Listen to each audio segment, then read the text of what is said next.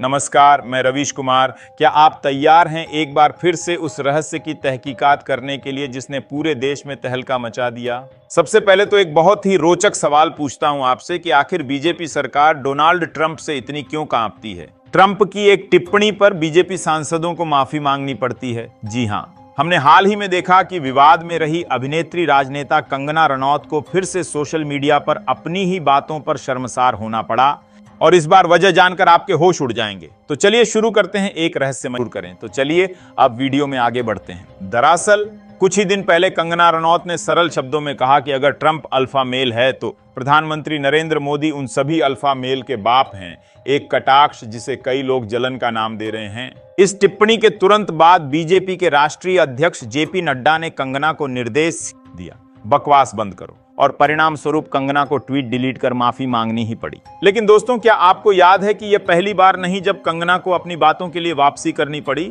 इससे पहले किसानों के खिलाफ आपत्तिजनक बयान किस्सा बन गए थे, जिसके बाद उन्हीं कंगना ने खेद जताया था। अब सवाल यह उठता है कि क्या सिर्फ कंगना से गलती हो जाती है या इसके पीछे कुछ बड़ा सियासी डर है?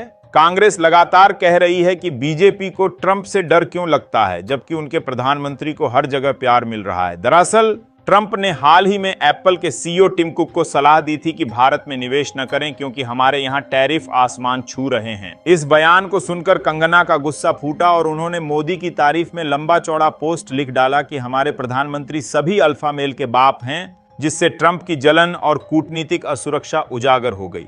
लेकिन जैसे ही कंगना ने इसे सोशल मीडिया पर शेयर किया, बीजेपी हाईकमान ने उन्हें तुरंत चुप कराने की कोशिश की। जेपी नड्डा की कॉल के बाद कंगना ने सफाई दी, ट्वीट डिलीट किया और आधिकारिक माफीनामा जारी की। यहां पर सिर्फ कंगना की कहानी नहीं रुकती। फर्क सिर्फ इतना है कि जब विदेशी नेताओं की बात आती है तो हमारी सरकार की आवाज क्यों सुनी नहीं जाती?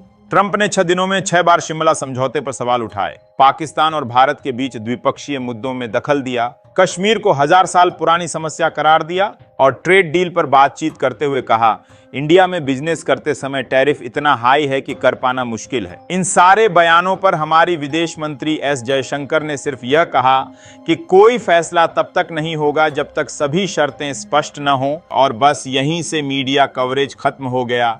पर दोस्ती के नाम पर ट्रंप की हर ताना पर बीजेपी की चुप्पी क्या राजनयिक मजबूरी है या कोई और दबाव? और एक बड़ा सवाल यह है कि क्या इसकी जड़ें गौतम अडानी के मामले में हैं? जी हां, अडानी ग्रुप के खिलाफ अमेरिकी अदालत में गिरफ्तारी वारंट और सेक द्वारा जांच के बाद से भारत के बड़े कारोबारी पर अमेरिकी दबाव तेज हुआ है। लगता है जितना भारत ट्रंप के आगे झुकता है उतना ही अडानी को लाभ मिलता है।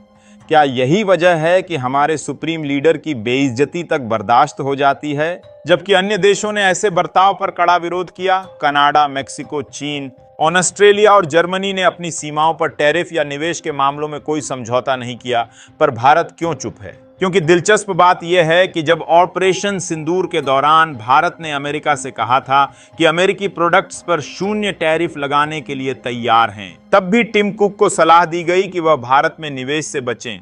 यह विरोधाभास हमें सोचने पर मजबूर करता है। दोस्तों, आपके ख्याल में इस पूरी राजनीतिक ड्रामे के पीछे असल में क्या कारण है?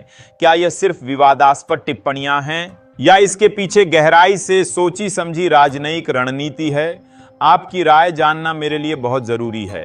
क्या आपको लगता है बीजेपी सचमुच ट्रंप से डरती है